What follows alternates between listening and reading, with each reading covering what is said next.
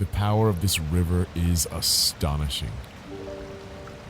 Its mighty flow breaks against the rocks hidden beneath the water.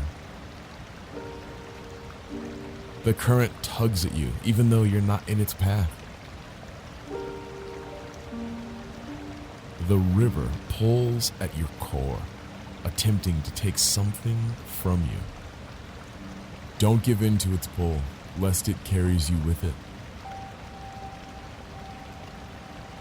This powerful flow of water is your stream of consciousness.